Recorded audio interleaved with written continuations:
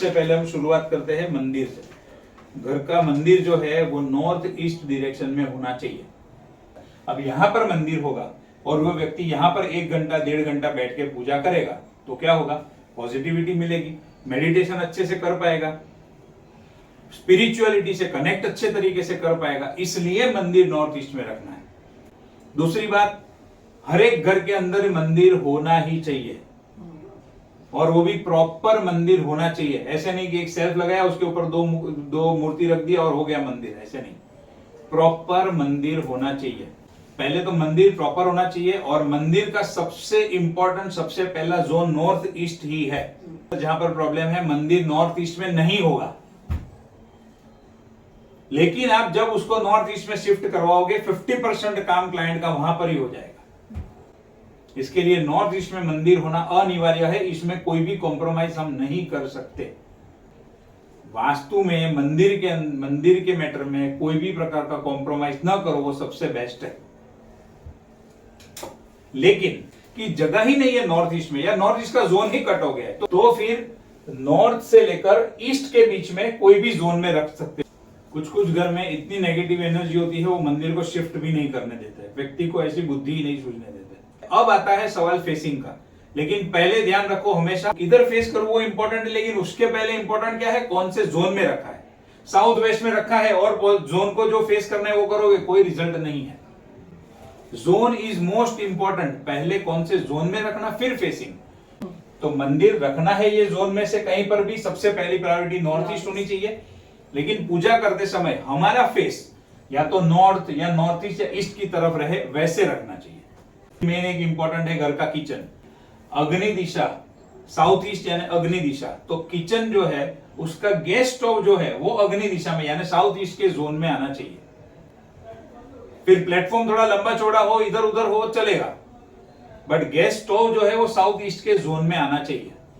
अब किचन में एक सवाल ये आएगा कि फीमेल का फेस खाना बनाते समय कौन से डायरेक्शन को फेस करना चाहिए। फेस करना चाहिए नॉर्थ या ईस्ट को। जो फीमेल खाना बनाने के लिए खड़ी है वो या तो नॉर्थ को देखनी चाहिए या नॉर्थ ईस्ट को देखनी चाहिए या तो ईस्ट को देखनी चाहिए। उसके बाद में one of the most important that is master bedroom. Main earning member का बेडरूम जो है वो साउथ वेस्ट में होना चाहिए। साउथ वेस्ट का जोन एलिमेंट के एंगल से अर्थ एलिमेंट है और जोन की जो एक्टिविटी है उसके हिसाब से रिलेशनशिप का जोन है। हस्बैंड वाइफ के बीच में रिलेशनशिप बॉन्डिंग स्ट्रांग हो, मजबूत हो, इसके लिए भी। दूसरा, अर्थ एलिमेंट के अंदर जब व्यक्ति सोता है तो क्या होता है, जब 8 घंटा उसमें सोकर वो एनर्जेटिकली काम करने के लिए निकल सकता है। अर्थ एलिमेंट में सोता है व्यक्ति, जब वो बोलता है तो लोगों के ऊपर प्रभाव पड़ता है। वहीं पर अगर वाटर एलिमेंट में किसी व्यक्ति का बेडरूम है, आपने उधर सुला दिया उसको और वो बंदा सेल्स एंड मार्केटिंग में है और वाटर एलिमेंट में सो रहा है, वो सेल नहीं कर पाएगा, क्योंकि उसकी बात में वो दम, वो प्रभाव ही नहीं रहेगा जो उसको अर्थ एलिमेंट से मिलेगा। ये सारी चीजें हैं उसके अंदर। इसके लिए मास्टर बेडरूम जो है, घर का जो मेन मेंबर कमा रहा है तो उसका बेडरूम साउथ वेस्ट में होना चाहिए। सबसे पहला हम क्या ट्राई करेंगे, जो सीनियर सिटीजन है, जो ग्रैंड पेरेंट्स है, उसको नॉर्थ ईस्ट का बेडरूम देने की ट्राई करेंगे अगर होगा तो। क्योंकि आमतौर पे आप देखना, जो सीनियर सिटीजन है उनको जल्दी उठने की आदत होती है, पूजा भक्ति करने की आदत होती है, तो उनके बेडरूम अगर नॉर्थ ईस्ट में होगा, मंदिर भी वहां पर आप रख सकते हो कंफर्टेबली, तो वो खुद उठेंगे, पूजा भक्ति सब करेंगे, घर के दूसरे लोगों को डिस्टर्ब भी नहीं होगा। और अगर नॉर्थ ईस्ट में नहीं है तो नॉर्थ से लेकर ईस्ट नॉर्थ ईस्ट के बीच में आप दे सकते हो बेडरूम, अगर वहां पर आ रहा है तो। कुछ घर में सीनियर सिटीजनों का दिमाग बहुत गर्म रहता है, भड़कते रहते हैं बात बात पे। उनका बेडरूम मैक्सिमम केस में साउथ ईस्ट में होगा और स्लीपिंग पोजीशन भी साउथ ईस्ट में आ रही होगी। बच्चों को आप वेस्ट साउथ वेस्ट दे सकते हो, वेस्ट में दे सकते हो, नॉर्थ वेस्ट में दे सकते हो। और दूसरा, अगर ये बाजू बेडरूम है मान लो, तो ये बाजू है तो आप ईस्ट में दे सकते हो, वो बेस्ट है। बेडरूम कोई भी जोन में हो, ये चीज ध्यान रखना, बेडरूम कोई भी जोन में हो, हेड पोजीशन साउथ की तरफ रहनी चाहिए और लेग पोजीशन ऑटोमेटिक नॉर्थ की तरफ जाएगी। आमतौर पे ब्रह्मस्थान के अंदर कुछ भी नहीं होना चाहिए। There should not be any pillar, there should not be fire और वाटर, तीनों में से कुछ भी नहीं होना चाहिए। न तो फायर मतलब ब्रह्मस्थान में किचन भी नहीं चाहिए, न वाटर।